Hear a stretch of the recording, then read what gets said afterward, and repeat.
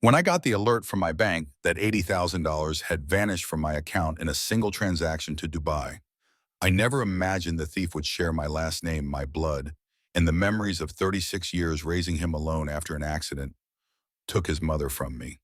Before we continue, subscribe to True Family Stories and hit the notification bell because we have new stories every day. Leave a like and tell us in the comments what city you are watching from.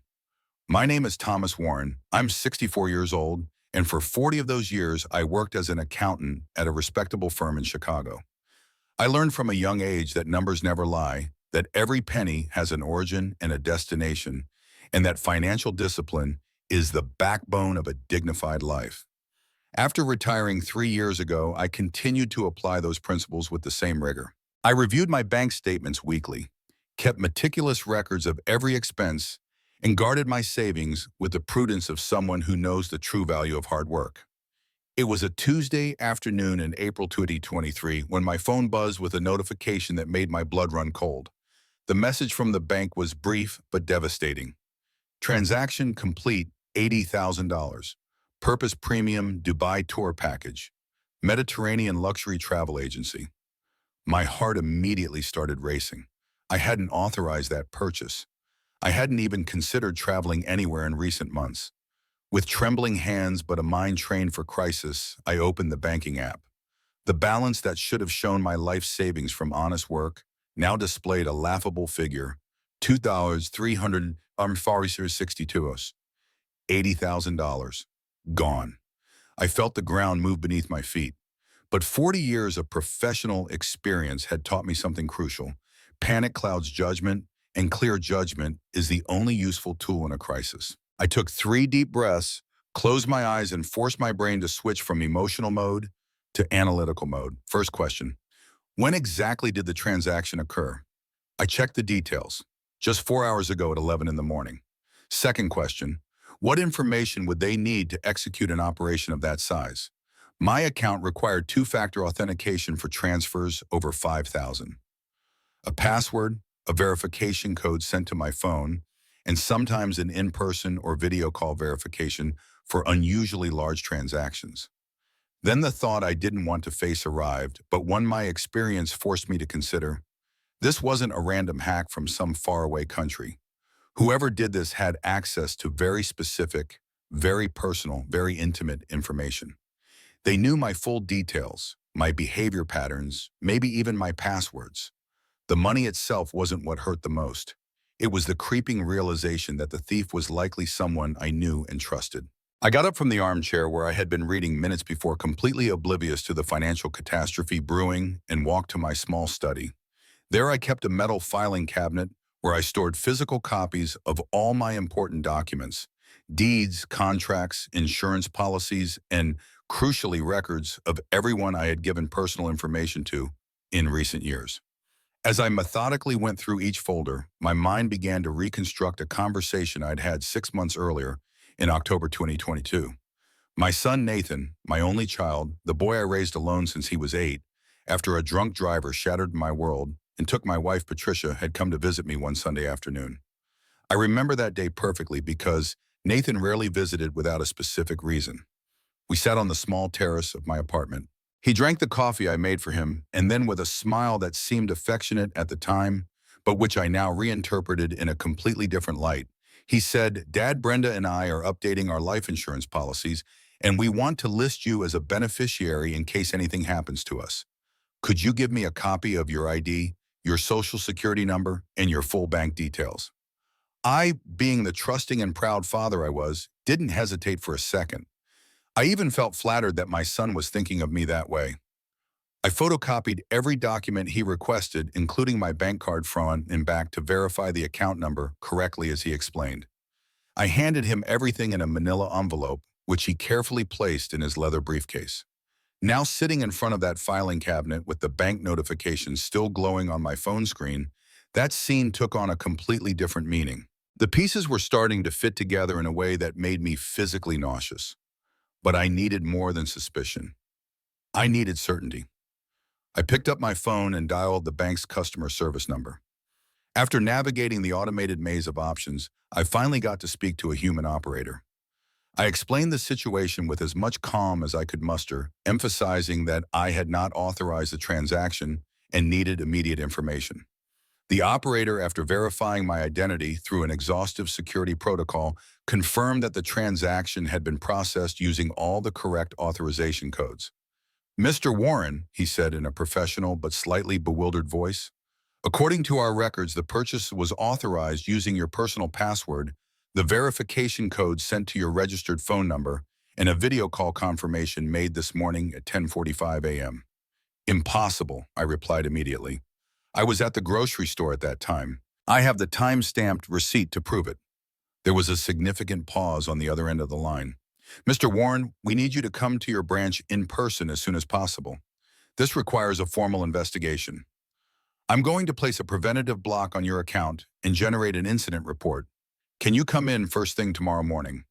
We scheduled an appointment for 900 a.m. the next day with the branch manager, James Peterson, who had handled my banking for years.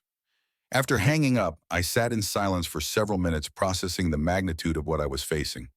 80,000 was almost everything I had left after helping Nathan with the down payment on his apartment 5 years ago, after financing his wedding 7 years ago, after supporting him financially through his college years and his first unstable jobs.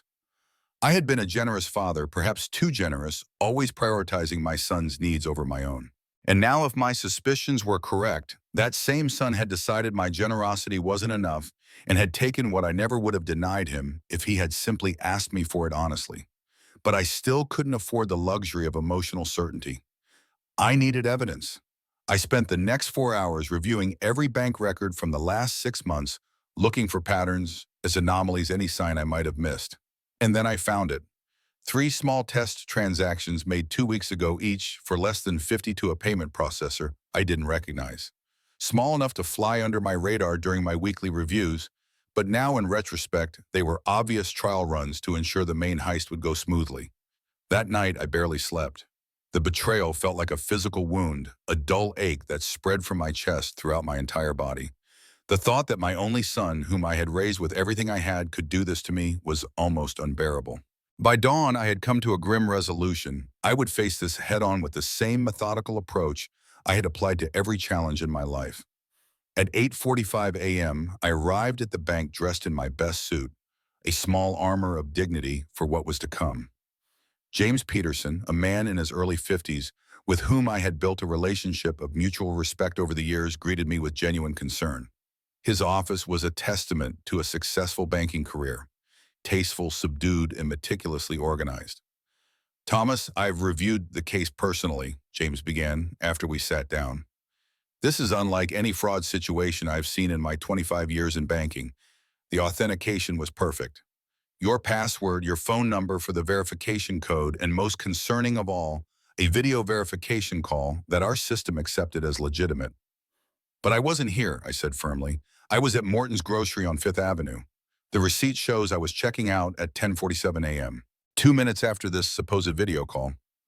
James nodded, his expression grave. "That's what makes this case so unusual. Our security team has pulled the video call recording. I'd like to show it to you." He turned his computer monitor toward me and played a short clip. The quality wasn't perfect, but what I saw sent a chill down my spine. A man wearing sunglasses and a baseball cap, his face partially obscured, was speaking to the bank representative.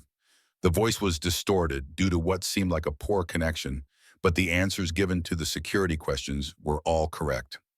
"Our systems flagged this as a potential risk due to the unusual nature of the transaction," James explained, "but the caller had all your personal information, correctly answered the security questions about your recent transactions and account history, and had access to your registered phone number for the verification code."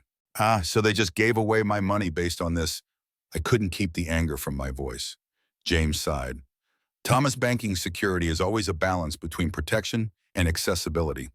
The truth is, with the right personal information determined, fraudsters can bypass most systems. What concerns me most is how they got access to your phone for the verification code." "My son, I said the words feeling like poison on my tongue. "Nathan has been to my house countless times. He knows where I keep my phone. He could have cloned it or forwarded messages somehow." That's a serious accusation, James said carefully. Do you have any evidence? Not yet, but who else could it be? Who else would have access to all my personal details and know my habits so thoroughly? James leaned forward, lowering his voice even though we were alone in his office. Thomas, I've seen cases involving sophisticated deepfake technology that can fool even our advanced facial recognition. It's rare, but it happens. Before you accuse a family member, you should consider all possibilities. Deepfake. The term sounded vaguely familiar from news reports. Advanced AI technology that can create convincing video of someone saying and doing things they never did, James explained. Our security team is investigating this angle. In the meantime, we've initiated the fraud claim process. It typically takes 10 business days to complete an investigation, but I must warn you, if the transaction was authenticated with all the proper credentials, recovering the funds could be challenging. I felt a heaviness settle in my chest. 10 days was a long time to wait when nearly every penny I had was gone. What am I supposed to do in the meantime? We can offer an emergency credit line based on your history with us, James suggested. And I would strongly advise filing a police report immediately. Whether or not it was your son, this is a serious financial crime. I nodded, but inside I was conflicted. Filing a police report would mean potentially setting in motion a criminal investigation against my own son. Despite my suspicions, despite the evidence pointing in his direction, taking that step felt like crossing a line from which there could be no return. I need time to think, I said finally, and I need to gather more evidence before I involve the police. James seemed to understand. That's your decision, Thomas, but don't wait too long. The trail gets colder by the day. As I left the bank, I felt a strange calm descend over me. The initial shock had faded, replaced by a steely determination to uncover the truth. If Nathan had betrayed me this way, I needed to be absolutely certain before taking action that would forever alter our relationship. Instead of going home, I drove to a small coffee shop on the other side of town, a place I knew Nathan would never frequent. I needed a neutral space to think and plan my next move. As I sipped my black coffee, I pulled out my phone and composed a text message to an old friend, Michael Reynolds. Michael and I had met 30 years ago when we both worked for the same accounting firm. He had later transitioned into digital forensics and security consulting before retiring 2 years before me. If anyone could help me navigate this situation discreetly, it was Michael. Need your help on a sensitive financial matter. Can we meet today? It's urgent. I kept it vague in case Nathan had somehow gained access to my phone. Michael's response came within minutes. My office, 2 p.m., rear entrance. For the first time since receiving that devastating bank alert, I felt a glimmer of hope. Michael's expertise might help me find the definitive evidence I needed, either to confirm my worst fears about Nathan or to discover that someone else was behind this betrayal. At precisely 2 p.m., I knocked on the back door of a modest office building in a commercial district. Michael himself opened the door. Though retired, he maintained a small office for occasional consulting work. Time had added more gray to his hair and deepened the lines around his eyes, but his handshake was as firm as ever. Thomas, it's been too long, he said warmly, leading me into a space filled with computer equipment that looked far more sophisticated than what you'd expect in a retiree's hobby room. Though I wish we were meeting under better circumstances, your message sounded serious. I spent the next 20 minutes explaining everything. The unauthorized transaction, the perfect authentication, my suspicions about Nathan, and my reluctance to go to the police without being absolutely certain. Michael listened without interruption, his expression growing increasingly troubled. When I finished, he leaned back in his chair and sighed deeply. You're right to be cautious about involving the police immediately, he said. Once that machinery starts moving, you can't easily stop it. But Thomas, everything you've told me points to someone with intimate knowledge of your life and finances. It could be Nathan, or it could be someone else close to you.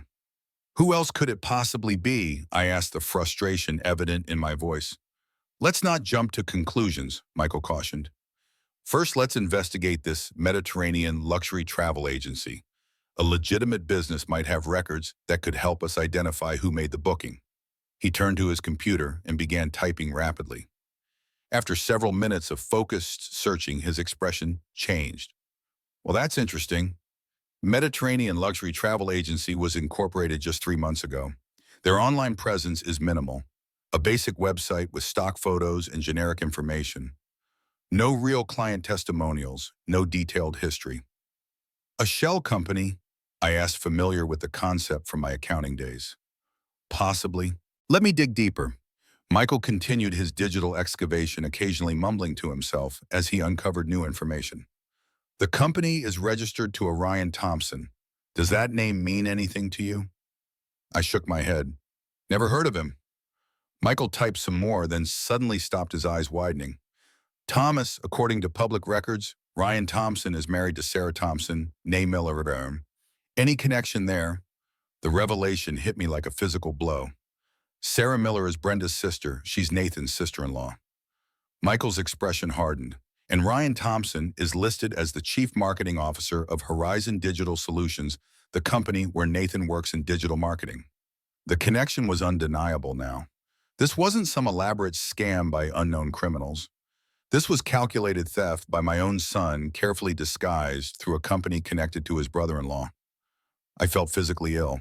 There's more, Michael said, quietly turning his monitor toward me. I found Nathan's Instagram account. He posted this 3 days ago. The photo showed Nathan's father-in-law, a portly man in his 60s, whom I had met at the wedding, lounging by a pool with the Dubai skyline clearly visible in the background. The caption read, "He deserves the luxury after everything he's done for our family. Hashtag Dubai life, #family first." I stared at the image, unable to speak. My money, the money I had worked honestly for 4 decades to earn, was being used to fund a lavish vacation for Nathan's father-in-law. The betrayal was complete, and worse, flaunted publicly for anyone to see. "I'm sorry, Thomas," Michael said softly. "I know this isn't what you wanted to find." "No," I agreed, my voice steady despite the turmoil inside me. "But it's what I needed to know. There are some betrayals that cannot be forgiven, even from your own flesh and blood." Michael leaned forward, his expression serious. "You need to decide what you want to do next. If you go to the police with this evidence, they will investigate and likely press charges. Nathan could face serious consequences, possibly even jail time. Is that what you want?" It was the question I had been avoiding since the moment I suspected Nathan's involvement. Did I want to see my only child, the boy I had raised alone after losing my wife, face criminal charges? The father in me recoiled at the thought, but another part of me, the part that had lived by principles of honesty and integrity for 64 years, knew that actions had consequences. "I need to speak with Nathan first," I said finally. "I need to hear from his own mouth why he did this." Michael nodded. "I understand, but be careful. If he realizes you're onto him, he might try to cover his tracks or create a convincing lie. Would you like me to come with you?" I considered the offer for a moment, then shook my head. "No, this is between father and son. But I would appreciate it if you could compile all this evidence in case I need it later." "Of course," Michael agreed. "And Thomas, whatever happens, remember that Nathan's actions reflect on him, not on you. You've been a good father." I left Michael's office with a heavy heart but a clear purpose. The next morning, I would drive to Nathan's home and confront him with what I knew. I would look into my son's eyes and give him one chance to tell me the truth and explain his betrayal. That night, alone in my apartment, I looked at old photographs of Nathan. Pictures of a smiling 8-year-old boy, still grieving his mother but trying to be brave. A teenager receiving academic awards that made me swell with pride.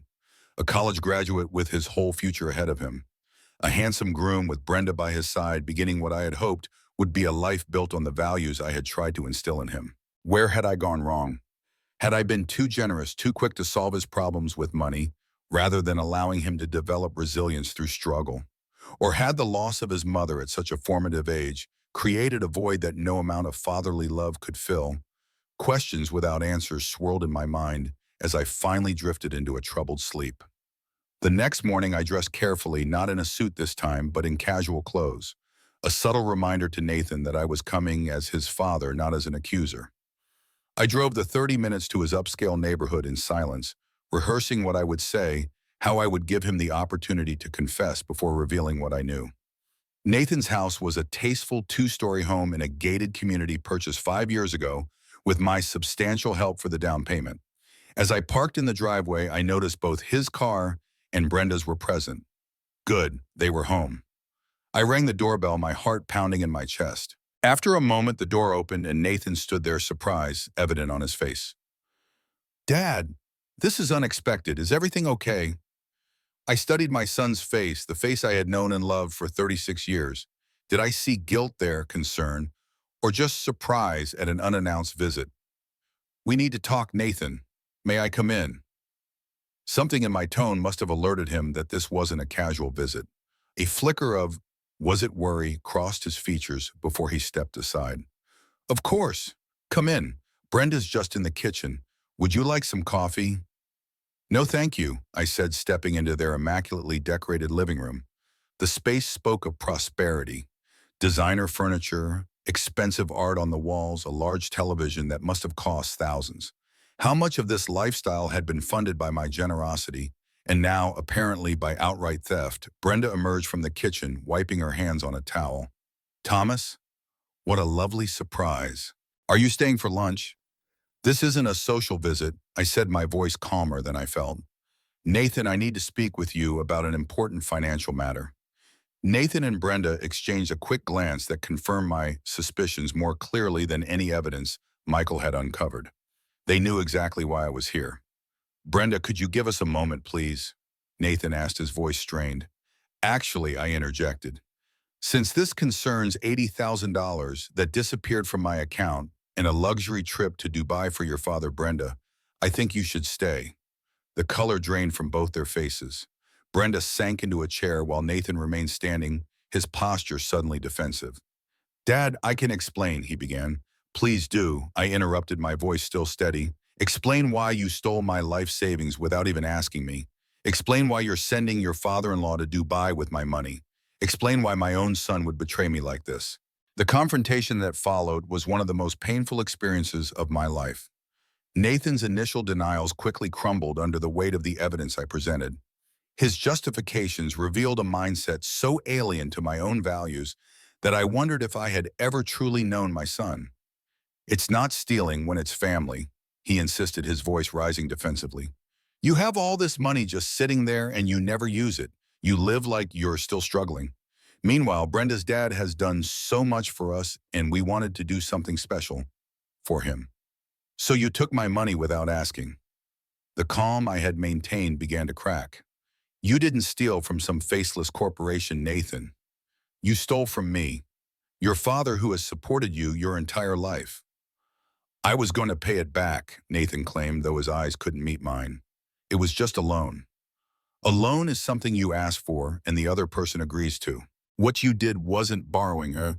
It was theft, plain and simple. Brenda, who had been quiet until now, suddenly spoke up. Thomas, please understand, we've been under tremendous pressure. Our social circle, our position in the community, there are expectations. Ryan and Sarah helped us get connected with the right people, but that meant keeping up appearances. Nathan's father can't afford trips like this, but mine has done so much for us. I cut her off, a new realization dawning. Is that what this is about? Appearances, impressing people with money you don't have? Nathan's expression confirmed my suspicion. My son, whom I had raised to value substance over show, integrity over impression, had become someone who would steal from his own father to maintain a facade of wealth. You haven't just stolen my money, Nathan, I said, my voice now heavy with emotion. You've stolen the trust I placed in you for 36 years. The silence that followed was deafening. Nathan stared at the floor while Brenda dabbed at tears that seemed more about being caught than genuine remorse. Finally, Nathan looked up. What are you going to do? It was the question I had been wrestling with since discovering his betrayal. What would I do? Report my own son to the police, cut him from my life, forgive an unforgivable breach of trust? I haven't decided yet, I answered truthfully, but I want you to understand the gravity of what you've done. This isn't just about money, it's about character. It's about the values I thought I had taught you. We can pay you back, Brenda offered quickly. Not all at once, but in installments. Ryan's company is doing really well and Nathan's up for a promotion. This isn't about the money. My voice rose for the first time. This is about the fact that my son, whom I raised alone after his mother died, whom I supported through every stage of his life, thought it was acceptable to steal from me rather than simply ask for help. Nathan flinched at my words, a flash of shame crossing his face. Dad, I'm sorry. I know it was wrong. I didn't think you'd understand about needing to do this for Brenda's family. You've always been so practical about money. Practical, I helped you buy this house. I paid for your wedding. I supported you when your first job didn't work out. When have I ever not been generous with you? Nathan had no answer for that. The truth was, he had never tested the limits of my generosity by simply asking for something this extravagant. He had assumed rejection and moved straight to deception. I stood up suddenly, feeling every one of my 64 years. I'm going now. I need time to think about what happens next. Dad, wait, Nathan said, panic edging into his voice. You're not going to the police, are you? This would destroy my career, my reputation. I looked at my son, really looked at him, and saw something that broke my heart. He was more worried about the consequences to his image than about the damage he had done to our relationship. In that moment, I knew what I had to do, even though every fatherly instinct screamed against it. True love sometimes means allowing people to face the consequences of their actions. I said quietly, I raised you better than this, Nathan. And if you've forgotten those lessons, perhaps it's time you learn them again, the hard way. As I walked out of the house that had been purchased with my help, I felt no satisfaction, no righteous anger, only a profound sadness that the child I had raised with so much love could betray that love so completely. But I also felt a conviction growing within me. This was a defining moment, not just for Nathan, but for me as a father. Sometimes the most loving thing a parent can do is to let their child face the full consequences of their actions. It would be painful for both of us. But perhaps it was the only way Nathan would ever understand the true value of integrity. And so with a heavy heart but clear purpose, I drove directly to the police station to file a report. Because true love isn't about protecting someone from consequences. It's about caring enough to let them experience the hard lessons they need to grow. I spent the night at a small motel on the outskirts of Chicago, unable to face the emptiness of my apartment after filing the police report. Sleep came in fitful bursts, interrupted by dreams of Nathan as a child calling for me after nightmares, trusting me completely to keep him safe. The irony wasn't lost on me. Now, I was the source of the nightmare that would soon engulf him. By morning, my phone had accumulated 17 missed calls and 23 text messages, all from Nathan and Brenda. I read through them without responding. The progression was telling, from confused, Dad, what's going on? Call me, to panicked, the police just called. Please call me back. To desperate, Dad, you can't do this to us. We're family. The last message, sent at 3:42 a.m., simply read, How could you? The question hung in my mind as I showered and dressed. How could I report my own son to the police? But the real question, the one Nathan needed to face, was how could he have betrayed my trust so completely? Detective Sarah Gonzalez called me at precisely 9 a.m., just as she had promised it when I filed the report yesterday. Mr. Warren, we've contacted your son regarding the allegations. He claims this is all a misunderstanding, that he had your verbal permission to use the funds for his father-in-law's trip. Is there any truth to that claim? Absolutely not, I replied firmly. I never gave any such permission. In fact, I was completely unaware of the transaction until I received the bank notification. There was a pause on the line. I understand this must be difficult for you, Mr. Warren. Family fraud cases often are. If you wish to withdraw the complaint, I interrupted, my resolve strengthening. What my son did was wrong. He needs to understand that actions have consequences. Very well. We'll need you to come in later today to sign some additional paperwork and provide a formal statement. Would 2 p.m. work for you? I agreed and ended the call, feeling the weight of my decision settle more firmly on my shoulders. This was really happening. I was pursuing criminal charges against my only child. My phone rang again almost immediately. It was Michael. Thomas, I've been trying to reach you. Nathan just called me. That was surprising. Nathan had only met Michael a handful of times over the years. What did he want? He wanted me to convince you to drop the charges. He seems to know about our meeting yesterday and thinks I might have some influence over you. He was desperate. What did you tell him? Michael sighed. I told him I wasn't getting involved, that this was between you and him. But Thomas, he mentioned something troubling. He said if this goes forward, it won't just be his reputation that suffers. He implied he has information that could embarrass you. A chill ran through me. He's bluffing. I have nothing to hide. I believe you, but desperate people make desperate choices. Are you prepared for this to get ugly? Was I had always lived a life of quiet integrity. There were no skeletons in my closet, no scandals waiting to be exposed. But Nathan knew intimate details of my life. Perhaps he could twist something innocent into something shameful. The thought of my son using my private life as leverage made me physically ill. It doesn't matter, I said finally. This isn't about me. It's about teaching Nathan that integrity isn't negotiable. I respect that, Michael replied. Just be careful. And Thomas, you're doing the right thing, even though it's the hardest thing. After we hung up, I drove to my apartment to collect some clothes and personal items. I had decided to stay at the motel for a few more days at least, until the initial storm passed. As I packed a small suitcase, I heard a key in the lock. Nathan still had a key to my apartment, a fact I had forgotten until this moment. I steeled myself for the confrontation, part of me dreading it, another part almost relieved that it was happening. The door opened, and there stood Nathan and Brenda. Nathan looked terrible, eyes bloodshot from lack of sleep, hair uncombed, wearing the same clothes I had seen him in yesterday. Brenda, by contrast, was impeccably groomed as always, though her expression was a careful mask of concern. "Dad," Nathan said, his voice cracking, "we need to talk." I gestured to the living room. "Say what you came to say." They entered cautiously, as if my apartment had suddenly become hostile territory. Brenda sat on the edge of the couch while Nathan remained standing, hands shoved into his pockets. "I can't believe you went to the police," Nathan began, anger and hurt competing in his voice. "Do you have any idea what this will do to me, to my career, to our lives?" "I considered that very carefully before I made my decision," I replied calmly. "But I think the real question is, did you consider what your actions would do to me, to our relationship, to the trust I placed in you?" "It wasn't theft." Nathan's voice rose sharply. "I was going to pay you back. It was just a loan." "A loan requires consent, Nathan. You took my life savings without asking. You used my personal information to impersonate me. You created a fraudulent video to deceive the bank. Those aren't the actions of someone borrowing money." Brenda leaned forward, her voice soft and persuasive. "Thomas, please understand our position. Nathan's promotion depends on maintaining certain connections. My father has been instrumental in introducing us to the right people.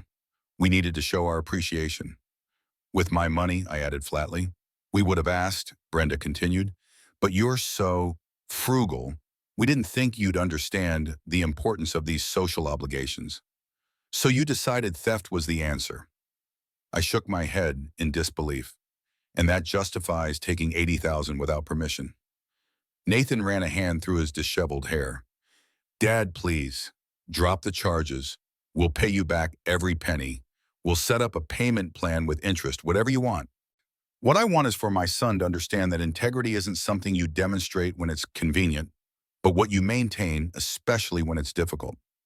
"Integrity," Nathan's expression darkened. "You want to talk about integrity? You've lived your entire life in the same apartment, wearing the same kinds of clothes, eating the same budget meals. What has all that integrity gotten you? Meanwhile, I'm building something. Connections, a reputation, a future. Yes, I took a shortcut. Yes, it was wrong. But I was trying to build something meaningful for my family." "By stealing from your family?" I asked quietly. Something shifted in Nathan's eyes then, a realization perhaps of the fundamental contradiction in his argument. But instead of acknowledging it, he doubled down. "I made a mistake, but turning me into the police isn't the answer. We're family. Families handle these things privately. When did you plan to tell me about this loan you took, before or after your father-in-law's trip to Dubai?" Nathan looked away, the answer clear in his silence. Brenda stood up suddenly, her composure cracking for the first time. "Thomas, be reasonable. If this becomes public, it won't just affect Nathan. It will affect me, my career in real estate, my standing in the community. We have a mortgage on this house. We have car payments. Our entire life could collapse." "Perhaps you shouldn't have built that life on appearances you couldn't afford," I suggested gently. Her eyes flashed with sudden anger. "That's easy for you to say. You've never cared what anyone thought of you. But some of us have to live in the real world where connections and impressions matter. The real world also includes consequences for illegal actions, I replied. Nathan moved to stand beside his wife, placing a hand on her shoulder. The gesture struck me as oddly performative, like so much else in their lives. Dad, he said, his tone shifting to one I recognized from his childhood, the voice he used when trying to wheedle an extra dessert or a later bedtime. What if we came to an arrangement? We'll sign a formal agreement to repay the money in installments. Brenda's parents could help. Her father feels terrible about this whole situation. He had no idea the trip wasn't a legitimate gift. He's willing to contribute to making this right. I studied my son's face, searching for genuine remorse rather than regret at being caught. When did your father-in-law find out about the source of his luxury vacation? Nathan and Brenda exchanged a quick glance that told me everything. He doesn't know, does he? He still believes it was a gift from his successful son-in-law. It would devastate him to learn the truth, Brenda admitted. He's so proud of what he thinks we've accomplished. I shook my head, a new layer of disappointment settling over me. So the deception extends beyond me. You're living a lie on multiple fronts. We're trying to make things right, Nathan insisted. Please just drop the charges and let us handle this as a family. I looked at my son, really looked at him, and saw not the man I had raised him to be, but the man he had chosen to become. Someone who valued appearances over substance, who would betray trust for temporary gain, who would lie to those closest to him to maintain a facade. I can't do that, Nathan. This isn't just about the money. It's about choices and consequences. It's about the kind of man I raised you to be versus the man standing before me now. Nathan's expression hardened, the conciliatory tone vanishing instantly. Fine, if that's how you want it, remember you forced my hand. What does that mean? I asked, though I already suspected. It means if you continue with this, I'll have to defend myself by any means necessary. There are things about you, about Mom, about our family that you might not want made public. The threat hung in the air between us. I felt a surge of anger unlike anything I had experienced before, not at the implied threat to my reputation, but at the confirmation that my son would stoop to blackmail to avoid responsibility. Get out, I said quietly. Dad, get out of my home. Now. They left without another word, the door closing with a soft click that somehow felt more final than a slam would have. I sat down heavily on my couch, the full weight of what had just transpired settling over me. My son had not only stolen from me, but had now threatened me. The chasm between us seemed unbridgeable. My phone rang, startling me from my thoughts. It was Detective Gonzalez. Mr. Warren, I wanted to inform you that your son and his wife just left the station. They came in voluntarily to give their statement. What did they say? I asked, though I could guess. They're claiming that this was an authorized loan, that you had given verbal permission for the transaction. They say you've had memory issues recently and might have forgotten the conversation. Memory issues. So that was their angle. Paint me as a confused old man who couldn't remember giving permission. It was clever, I had to admit. At 64, I was just old enough for such claims to seem plausible to those who didn't know me well. That's completely false, I stated firmly. I have no memory issues. My son is lying to avoid responsibility. We expected as much, the detective replied. However, I should warn you that these types of cases can be difficult to prosecute when they involve family members. Your son provided evidence that he has had access to your finances in the past, including paying bills on your behalf and managing some investments. That was true. During a brief illness 2 years ago, I had authorized Nathan to handle some financial matters for me. I had trusted him completely then. That was a temporary arrangement during my recovery from pneumonia, I explained. I never authorized him to withdraw $80,000 for a luxury vacation. I understand, Mr. Warren. We're proceeding with the investigation. However, I want you to be prepared. Cases like these often turn into he said situations. The fact that your son used sophisticated methods to impersonate you for the video verification is our strongest evidence of criminal intent. After ending the call, I finished packing my suitcase with a renewed sense of purpose. Nathan had shown his true colors, not just in stealing the money, but in his response to being caught. Instead of genuine remorse, he had offered threats and lies. The path forward was difficult but clear. I kept our appointment at the police station that afternoon, providing a detailed statement and signing all the necessary paperwork. Detective Gonzalez was professional and sympathetic, but realistic about what lay ahead. Financial fraud cases involving family members are complicated, Mr. Warren. There will be a preliminary hearing within the next few weeks to determine if there's sufficient evidence to proceed to trial. Your son has already retained a lawyer, a good one. You might want to consider having legal representation as well, at least for consultation. I nodded, the reality of the situation becoming increasingly concrete. I'll look into that. Thank you for your honesty.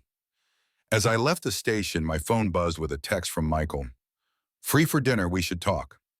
We met at a quiet Italian restaurant far from both our usual neighborhoods. Michael was already seated when I arrived, a glass of red wine in front of him and another waiting for me. I took the liberty, he said, gesturing to the wine. Thought you might need it.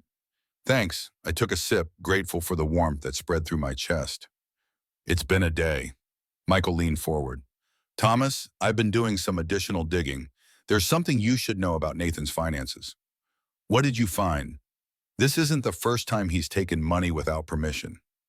I found evidence that he's been skimming from the marketing budget at his company. Small amounts carefully concealed, but adding up to nearly $30,000 over the past year. I felt my stomach drop. Are you certain? Michael nodded grimly. The pattern is clear once you know what to look for.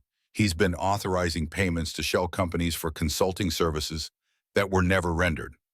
One of these companies is registered to Ryan Thompson, the same brother-in-law connected to the Dubai trip. Does his company know? Not yet. But financial audits have ways of uncovering these things eventually. Thomas, I think what happened with your money might be part of a larger pattern of behavior. I sat back, the implications washing over me. This wasn't a one-time lapse in judgment. Nathan had been systematically deceiving multiple parties for his own benefit. The son I thought I knew was a stranger to me. There's more, Michael continued reluctantly. I found their social media accounts. Nathan's, Brenda's, her sister Sarah's. They've been living way beyond their means for years. Designer clothes, expensive restaurants, luxury vacations.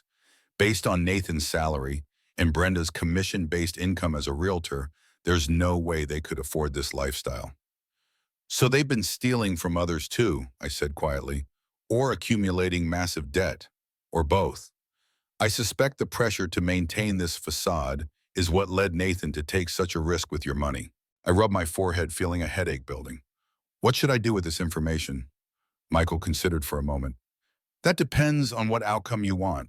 If your goal is to teach Nathan a lesson, providing this evidence to the police would strengthen their case against him. But it would also likely result in him losing his job and facing additional charges. And if I don't share it, then you're potentially allowing him to continue this behavior with other victims. The weight of the decision pressed down on me. I had always taught Nathan that integrity meant doing the right thing even when it was difficult, even when no one was watching. Now I was faced with a test of my own principles. I need to think about this, I said finally. Michael nodded. Of course, but think quickly. The preliminary hearing will be scheduled soon. When I returned to my motel room that night, I found an email from Brenda waiting in my inbox. The subject line read simply, "Please read important." I opened it with trepidation. The message was brief but unexpected. Thomas, I want to meet with you privately, without Nathan. There are things you need to know. Tomorrow, 10 a.m. at Riverside Park near the old boathouse. Please come alone, Brenda. I stared at the message, trying to decipher its meaning. Was this a genuine attempt to share information or another manipulation? Brenda had always struck me as the more practical of the two, the one who might recognize when a situation had become untenable. But she had also been complicit in Nathan's deception. After some consideration, I replied with a simple, "I'll be there," then called Michael to inform him of the meeting. Be careful, he cautioned. Don't agree to anything without consulting me first. And meet in the open, not somewhere private. The park is public enough, I assured him. I'll call you immediately afterward. I arrived at Riverside Park 15 minutes early the next morning, choosing a bench with clear sight lines in all directions. The spring day was mild, the park relatively empty on a weekday morning. At precisely 10 a.m., I saw Brenda approaching alone as promised. She looked different from our confrontation in my apartment. More subdued, her usual polished appearance slightly dimmed. She wore minimal makeup, and her clothing was casual rather than the designer outfits she typically favored. "Thank you for coming," she said, sitting beside me on the bench and leaving a respectful distance between us. "You said there were things I needed to know," I replied, keeping my tone neutral. Brenda took a deep breath, then looked directly at me. "First, I want to say that I'm sorry. What we did was wrong. I knew it was wrong when we did it, and I still went along with it." The apology seemed genuine, which only made me more cautious. "Why are you telling me this now? Why not when you and Nathan came to my apartment?" She looked down at her hands.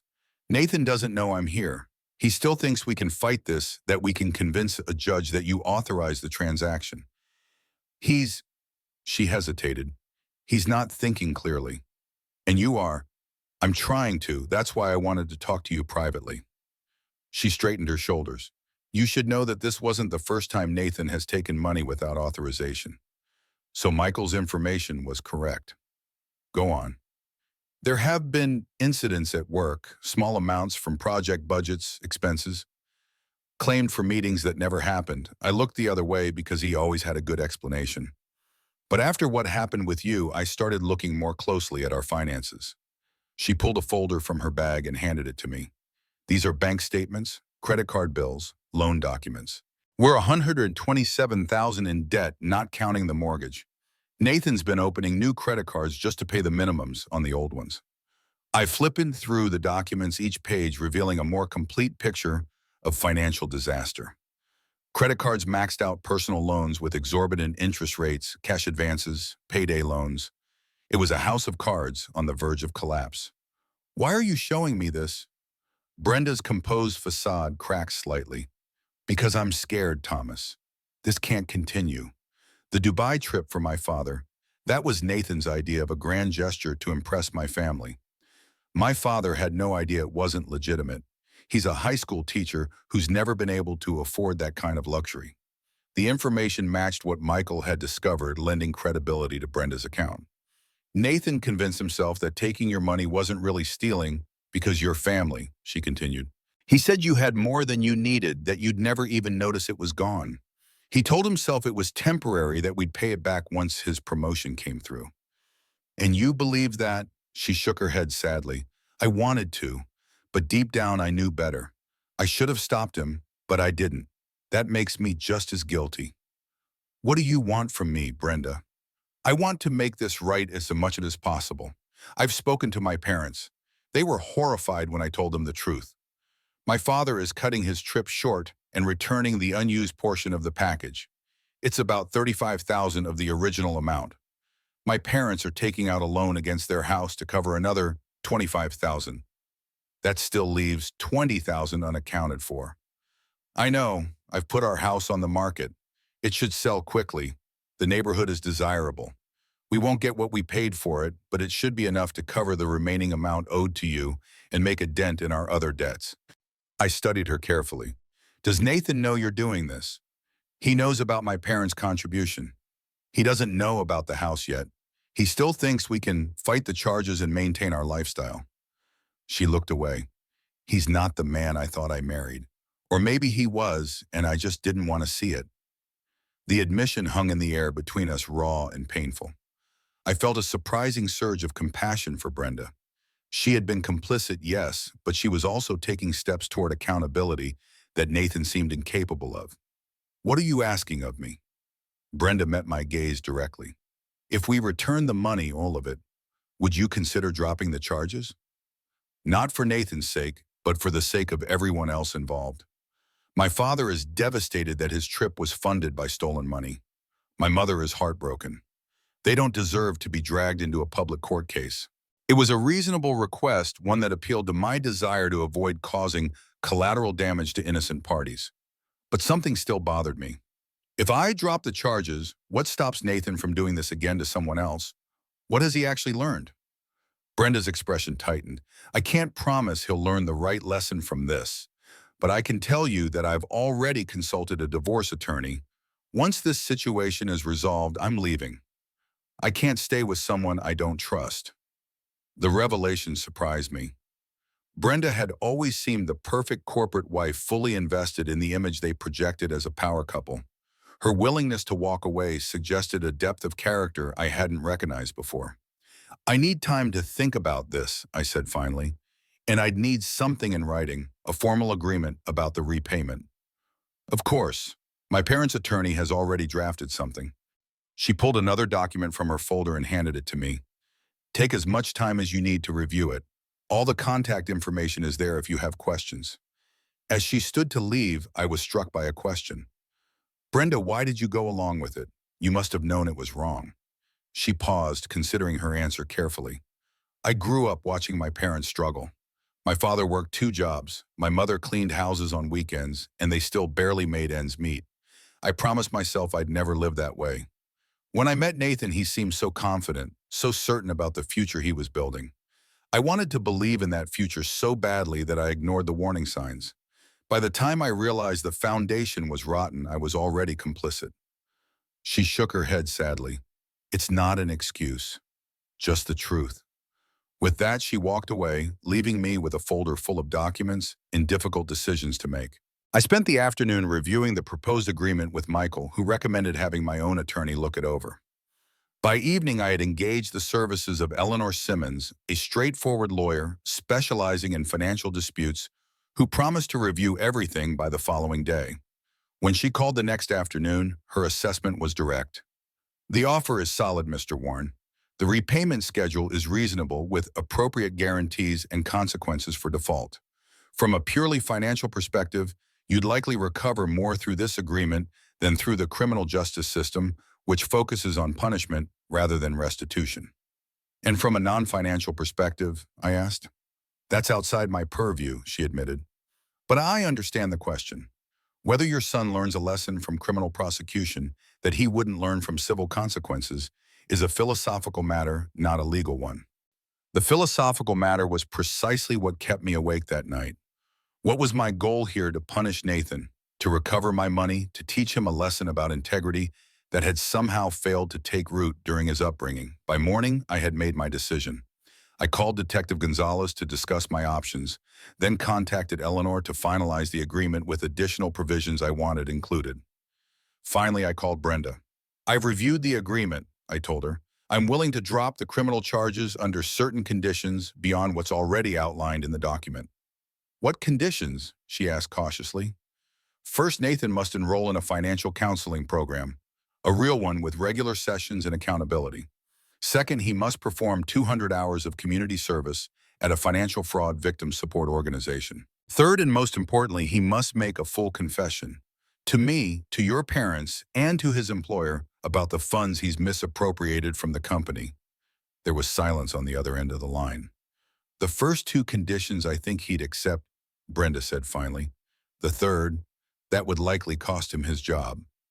"Yes, it would, but continuing to hide that theft makes him no better than he was when he stole from me. True accountability isn't selective. Can I have some time to discuss this with him?" "Take 24 hours, I said, "but understand that if he refuses, I'll proceed with the criminal charges and provide evidence of his company theft to the prosecutors. The choice is his: complete accountability or complete consequences." I hung up feeling neither satisfaction nor regret, only a weary determination to see this through to its conclusion, whatever that might be. The next day, as the 24-hour deadline approached, I received a text from Nathan, the first direct communication from him since our confrontation in my apartment. "Can we meet, just you and me? No lawyers, no Brenda, just father and son." I agreed to meet at a coffee shop near the police station, a public place where neither of us would be likely to lose control. When I arrived, Nathan was already there, sitting at a corner table with 2 cups of coffee, one black the way I always drink it. He looked different, humbled in a way I hadn't seen before. The expensive watch and designer shirt were gone, replaced by a simple button-down and jeans. His usual confident posture had given way to something more contained. "Thank you for coming," he said as I sat down. "And thank you for the coffee," I replied, taking a sip. "Brenda told you my conditions." He nodded, looking down at his own untouched cup. "She did. I've spent the last 24 hours thinking about them. About everything." And Balaam, Nathan took a deep breath. "I'll do it. All of it. The counseling, the community service, and he hesitated. The confession to my company. I've already told Brenda's parents everything. It was, it was the hardest conversation I've ever had. Harder than this one, I asked quietly. A flash of painful recognition crossed his face. No, nothing is harder than sitting across from your father and admitting that you betrayed his trust completely. Why did you do it, Nathan, really? Not the justifications you told yourself, but the real reason. He was silent for a long moment, seemingly wrestling with something internal. I've been asking myself that same question. The easy answer is greed or entitlement. But I think the truth is fear. Fear of what? Fear of not being enough, not successful enough, not wealthy enough, not impressive enough. I've spent my entire adult life trying to project an image of success that I never actually achieved. Every promotion, every social connection became proof that I was worthy. And maintaining that image became more important than how I achieved it. He looked up, meeting my eyes directly for the first time. I became someone I know you didn't raise me to be. The admission hung in the air between us, more meaningful than any apology.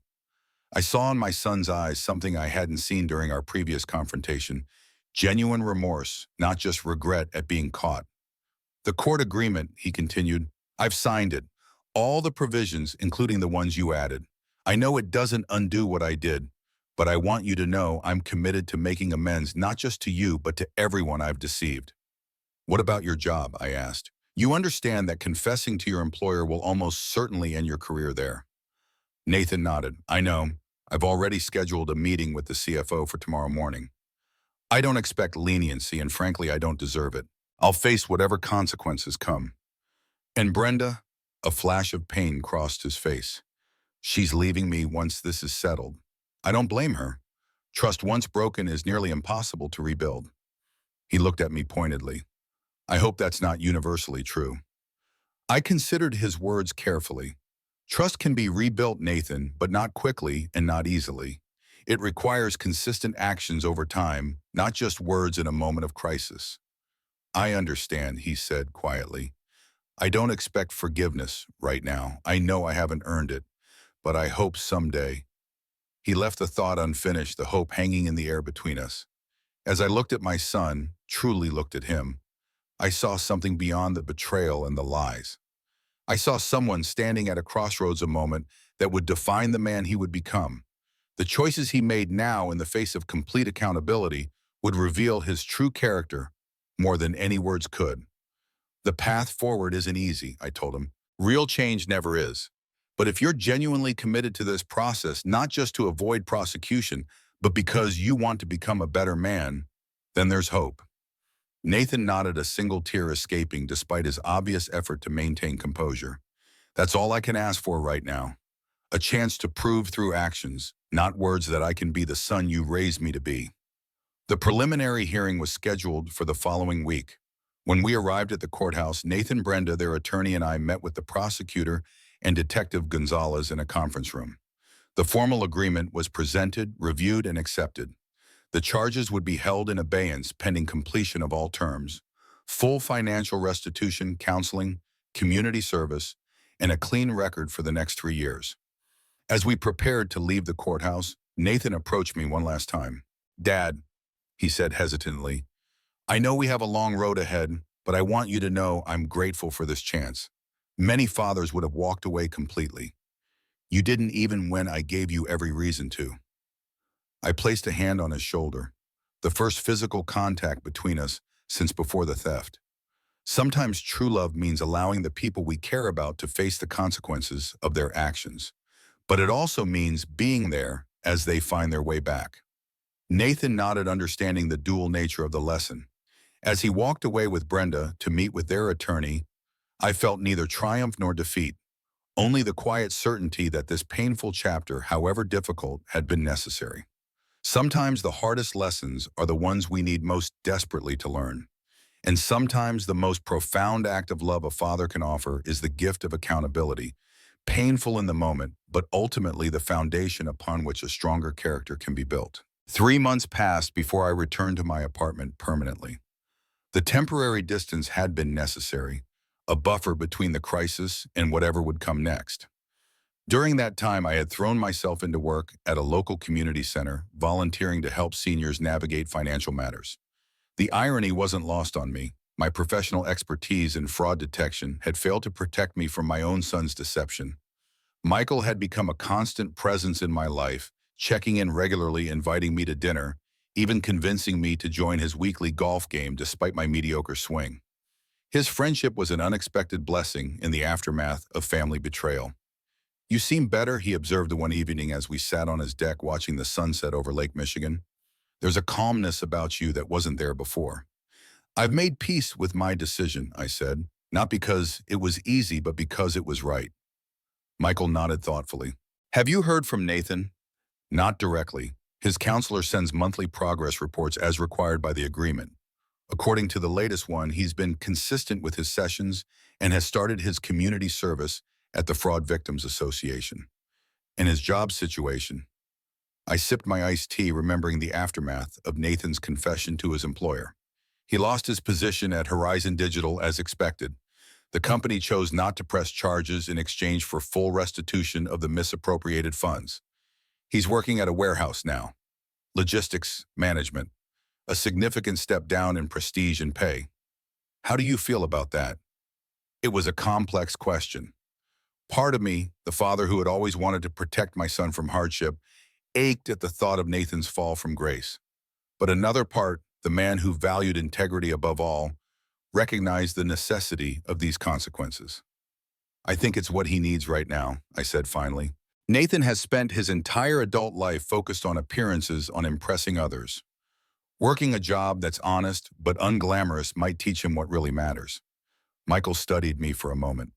"You know, Thomas, many fathers in your position would have either enabled their child's behavior or cut them off completely. You found a third path, accountability with the possibility of redemption. That takes wisdom." His words warmed something in me that had been cold for months. I don't know about wisdom. I just know I couldn't live with myself if I did nothing and allowed the pattern to continue. As I drove home that evening, I reflected on how much had changed in a relatively short time. The financial wound was healing.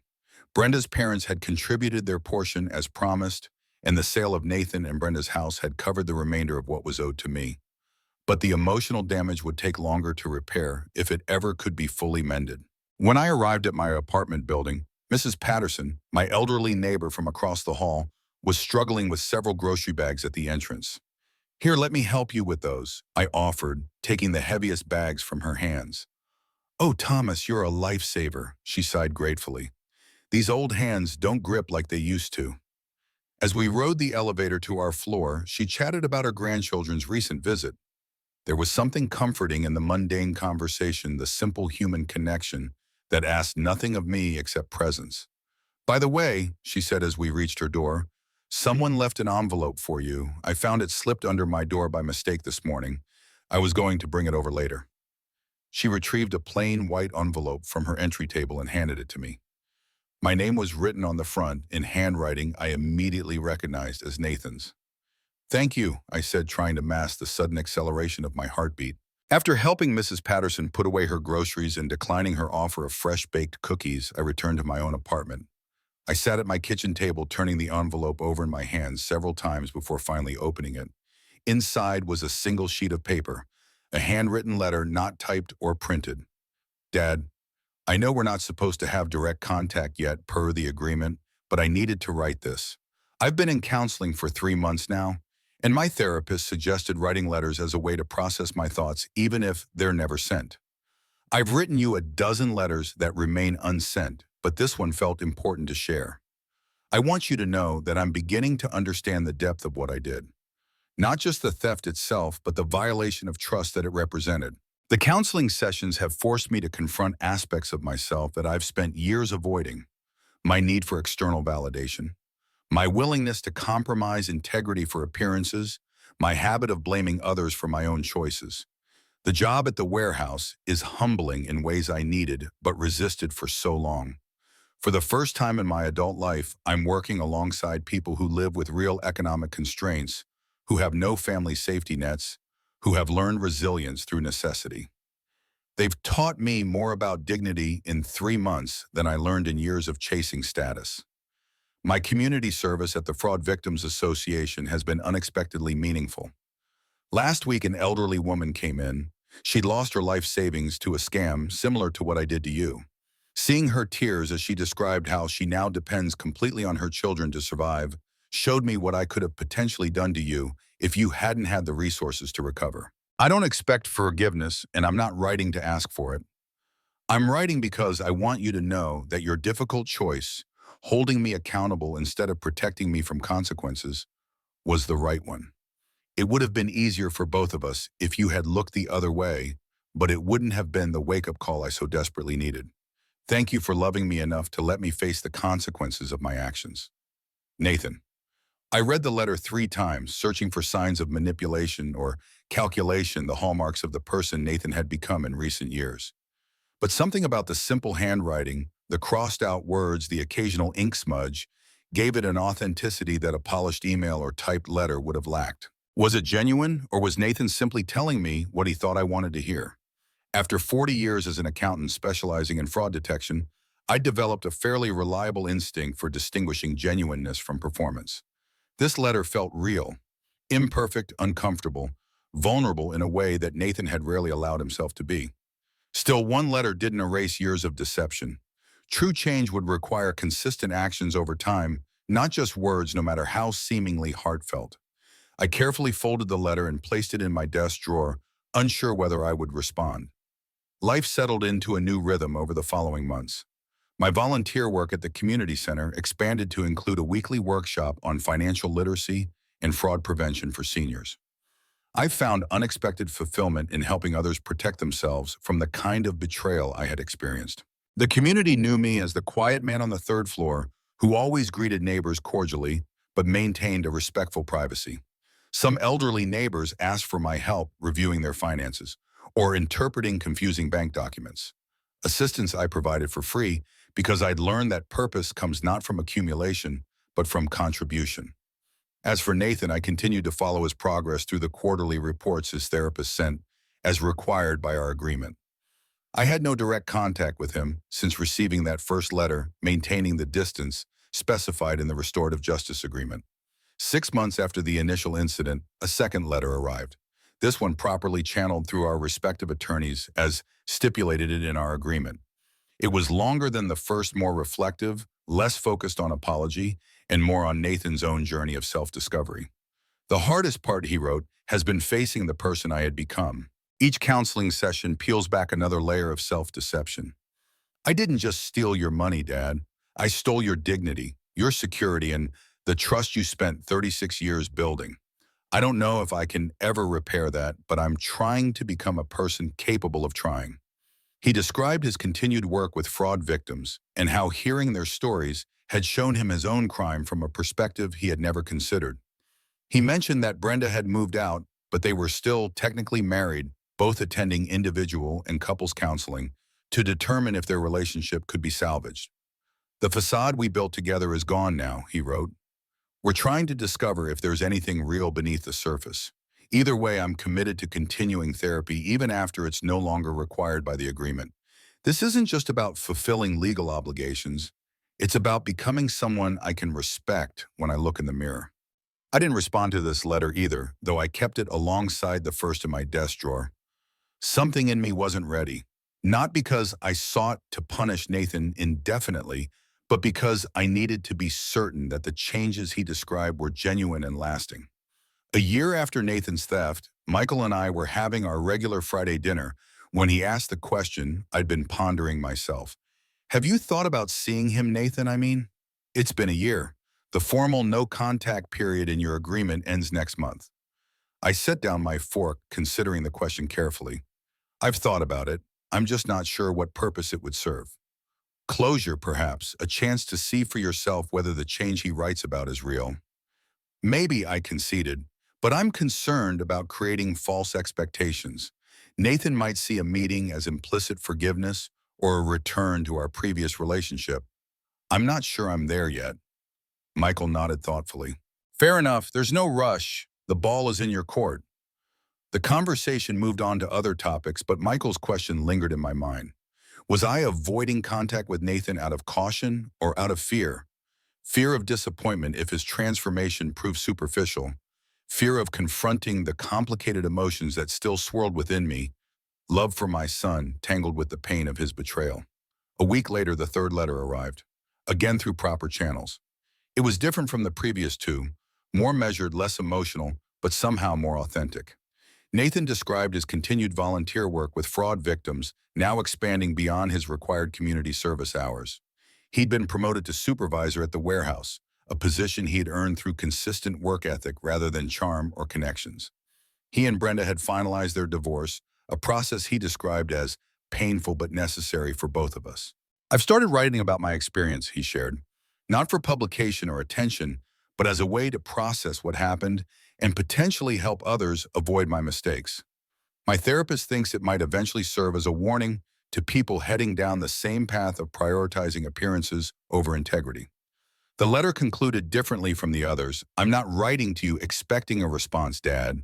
I'm writing because my therapist says part of my recovery is maintaining honesty with you about my progress, regardless of whether you ever decide to communicate with me. If you never do, I will understand and respect that. Your most important lesson was teaching me that consequences can be permanent. I am learning to live with that.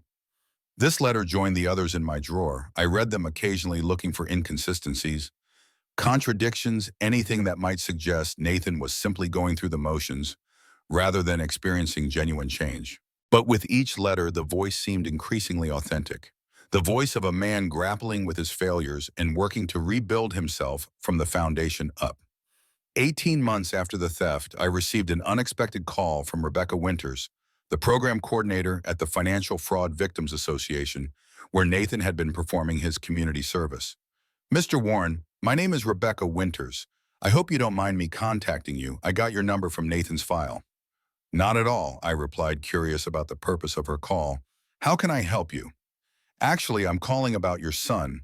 His required community service hours ended 3 months ago, but he's continued volunteering with us twice a week. He's been instrumental in developing our new education program for seniors.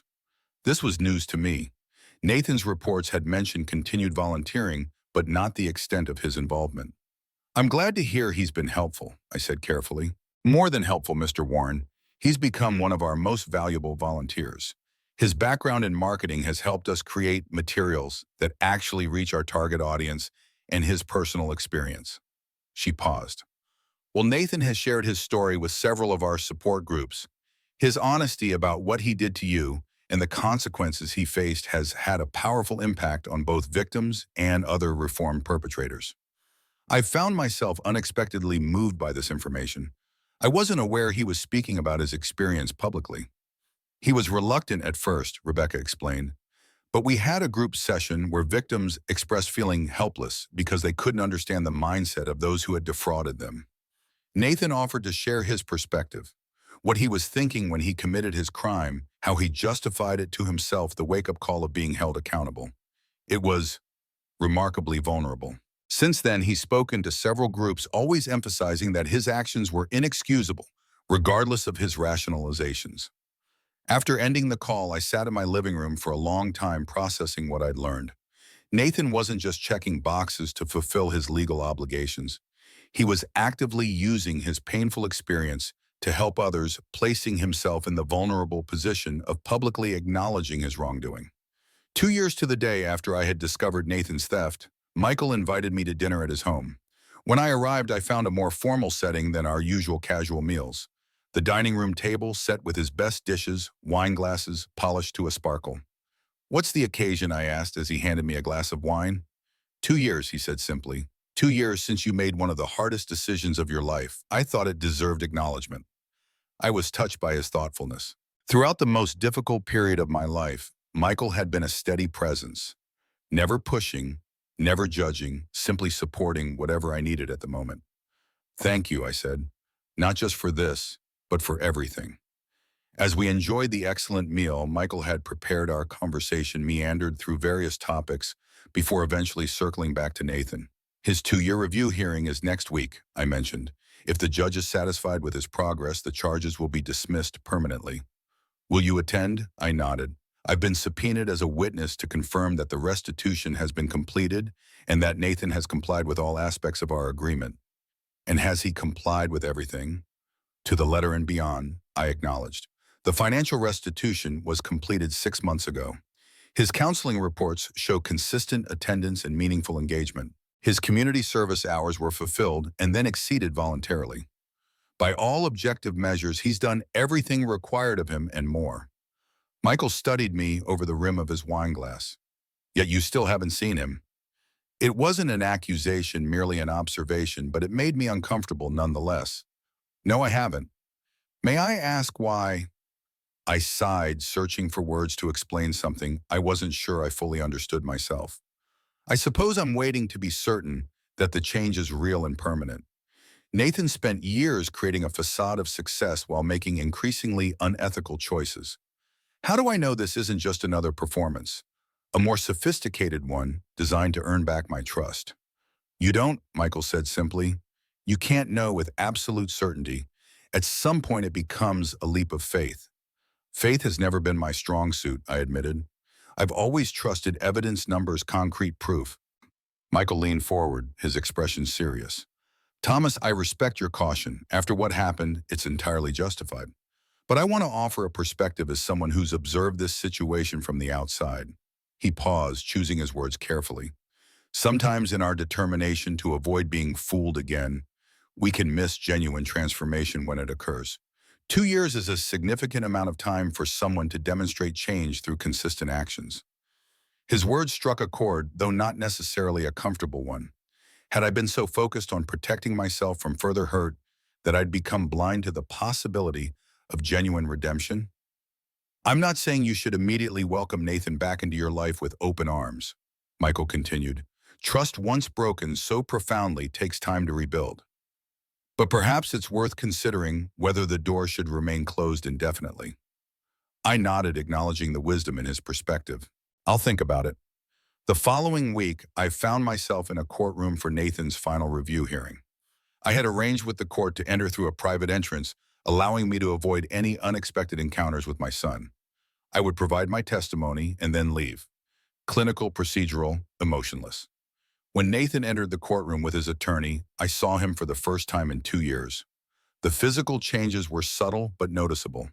He had lost weight and his formerly styled hair was cut in a simpler, more practical fashion. Gone was the designer suit, replaced by a modest but clean button-down shirt and khakis. But the most striking difference was in his demeanor. The performative confidence replaced by a quieter dignity I hadn't seen in him since childhood. He didn't notice me at first, seated toward the back of the courtroom. When he did, our eyes met briefly across the room. He gave a small, respectful nod. No dramatic gestures, no attempt to approach. Just simple acknowledgement of my presence before turning his attention back to his attorney. The hearing proceeded efficiently. The judge reviewed reports from Nathan's counselor, the community service coordinator, and the financial restitution records. When it was my turn to testify, I confirmed that all financial obligations had been met and that Nathan had complied with the no-contact provision of our agreement. And are you satisfied with the outcome of this restorative justice agreement, Mr. Warren? The judge asked. It was a simple question with a complex answer. Was I satisfied the money had been returned? Nathan had completed his required counseling and community service. By all objective measures, the agreement had accomplished its intended purpose. Yes, Your Honor, I said finally. The terms of the agreement have been fulfilled completely. The judge nodded, then turned to Nathan. Mr. Warren, you have complied with all requirements set forth in this agreement. Your counselor reports significant progress in addressing the underlying issues that led to your actions. The victim, your father, has confirmed full restitution. Therefore, in accordance with the terms of the agreement, the charges against you are hereby dismissed. She leaned forward slightly, her expression serious. I want to emphasize, however, that this dismissal does not erase what happened. It simply recognizes that you have taken appropriate steps toward making amends and reducing the likelihood of reoffending. The true measure of your rehabilitation will be your actions going forward. I understand, Your Honor, Nathan replied, his voice steady and respectful. Thank you for this opportunity. As the hearing concluded, I slipped out through the same private entrance, I had used to arrive avoiding any potential interaction with Nathan. I wasn't ready for that yet, despite Michael's gentle prodding and the evidence of change I had witnessed with my own eyes. That evening, as I sat alone in my apartment, I pulled out the 3 letters Nathan had sent over the past 2 years and read them again in sequence. I could trace an evolution in them, from the raw, emotional first letter to the more reflective second one to the acceptance and resolve of the third. They told the story of a man coming to terms with his failures and working to build something better from the wreckage of his mistakes. The question that had haunted me for 2 years remained, was it enough? Could I trust the son who had betrayed me so completely? Not just with money, that was the least of it, but with the father-son bond that should have been sacred. 3 days after the hearing, I received a 4th letter. Unlike the others, this one came directly to my apartment, the formal no-contact period having ended with the judge's ruling. Dear Dad, I saw you at the hearing, though we didn't speak. First, I want to thank you for confirming to the judge that I fulfilled the terms of our agreement. Your testimony helped give me a second chance I'm determined to deserve. I'm writing not to ask for anything, but to share some news and reflections now that the formal legal process has concluded. I've been offered a full-time position at the Financial Fraud Victims Association where I completed my community service. The role involves developing educational programs and speaking to groups about fraud prevention. The salary is modest compared to my previous career, but the work has meaning that marketing luxury products never did. Brenda and I have finalized our divorce amicably. The experience has been painful but clarifying for both of us. She's returned to school to become a teacher, something she'd always wanted to do before getting caught up in our mutual pursuit of status. We occasionally check in with each other, and I'm genuinely happy that she's finding her authentic path. As for me, I've moved to a small apartment near the FFVA office. It's nothing like the house we had before, but it suits my simpler lifestyle now. I continue with therapy weekly, not because it's required, but because it helps me maintain perspective on what truly matters. I won't pretend the past 2 years have been easy.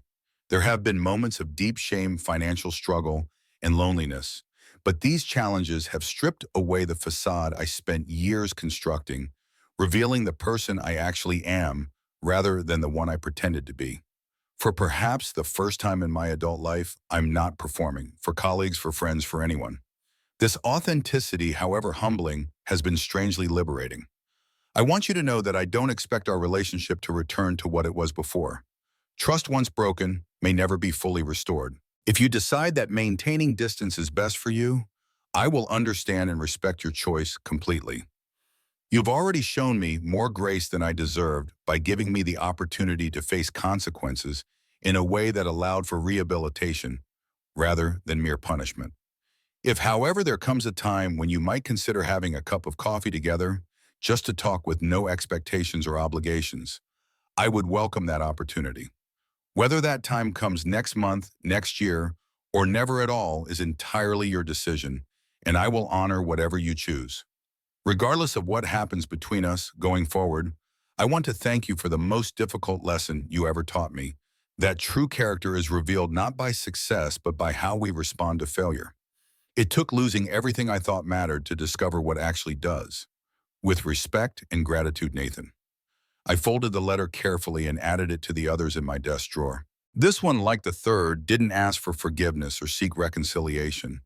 It simply reported Nathan's current circumstances and acknowledged that the choice to reestablish contact remained entirely mine. The weeks following the hearing brought an unexpected peace. The legal process was complete. My financial situation was secure once more.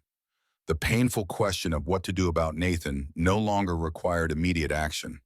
I could take as much time as I needed to decide if and when I wanted to reestablish contact. 3 months after the hearing, I was leaving the community center after my weekly fraud prevention workshop when I ran into Rebecca Winters, the coordinator from the Financial Fraud Victims Association, who had called me about Nathan's volunteer work. "Mr. Warren?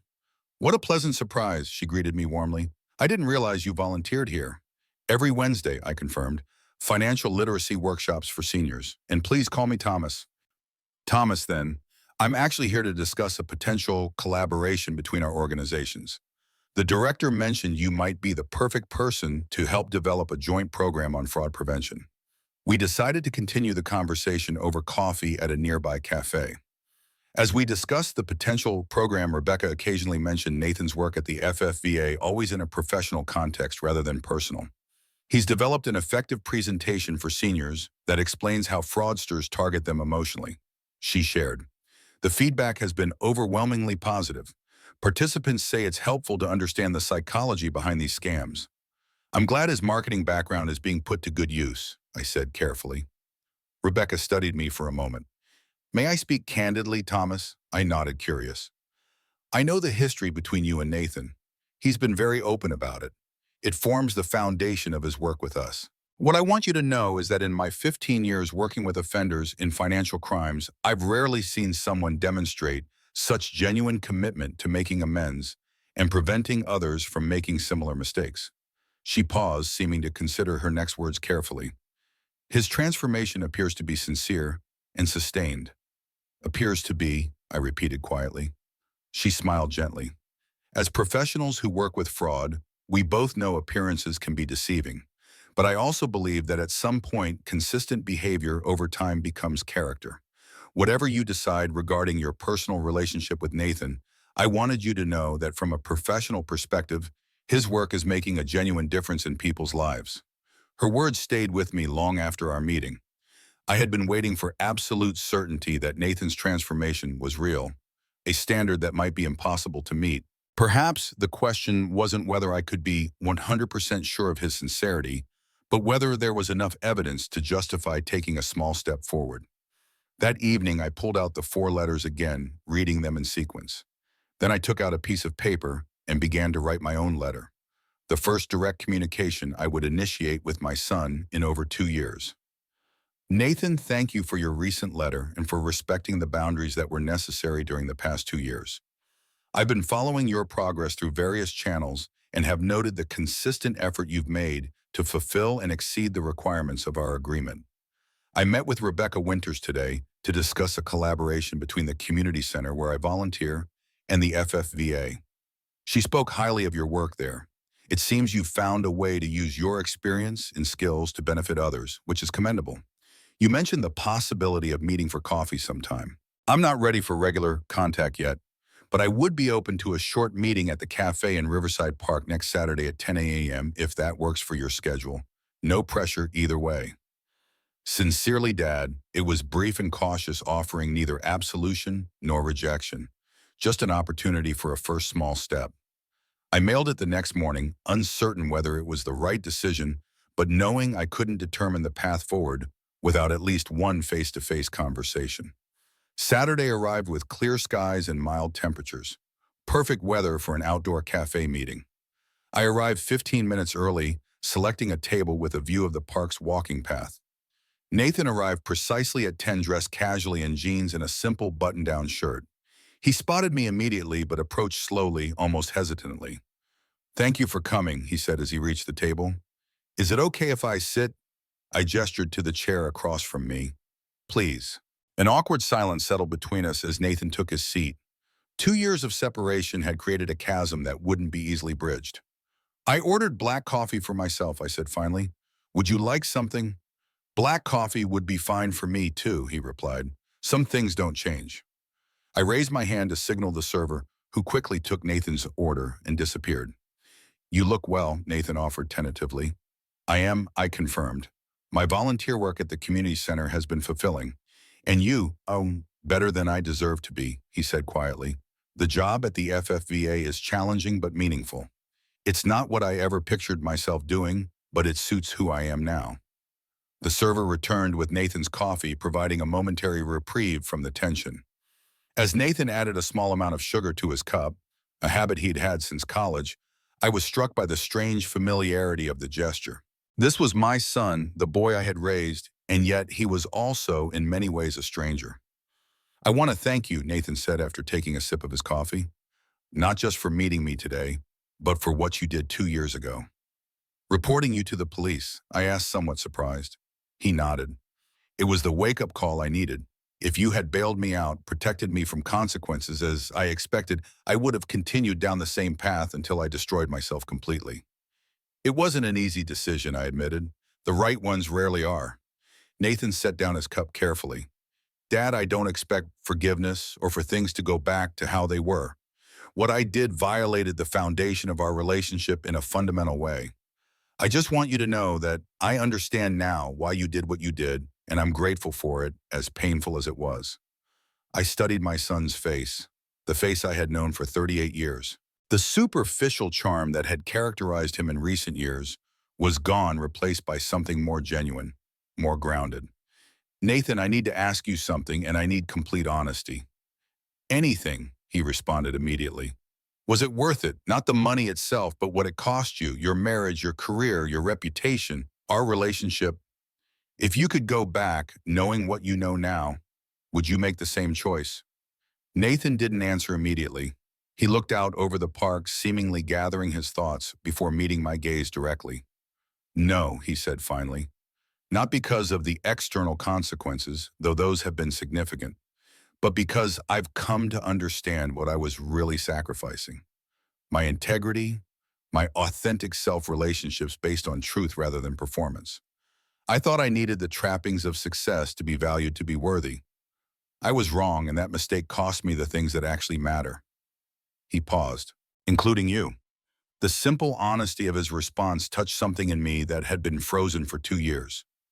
Not enough to erase the past, but perhaps enough to consider the possibility of a future, different from before, built on a more honest foundation. I don't know what comes next for us, Nathan, I said truthfully. Trust takes time to rebuild, if it can be rebuilt at all. I understand it, he replied. I'm not asking for more than you're ready to give. This conversation is already more than I expected. We talked for another hour, carefully at first, then with increasing ease. Nathan shared more about his work at the FFVA, his continued therapy, the small community of friends he had built, who knew his full story and accepted him anyway.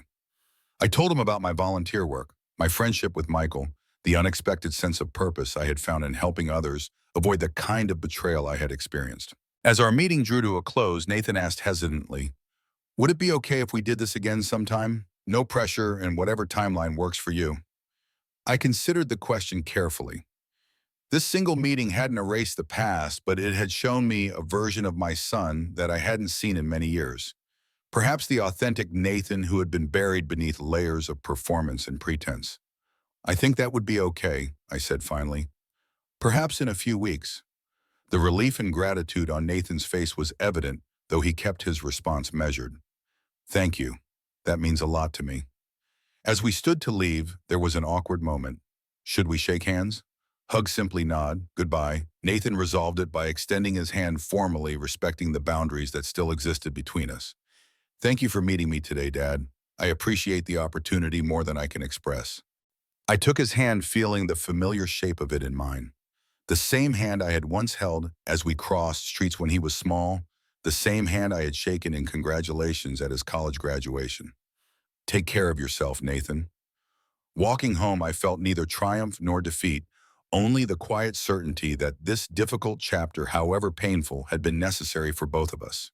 For Nathan, it had stripped away the facade he had constructed and forced him to confront his true self.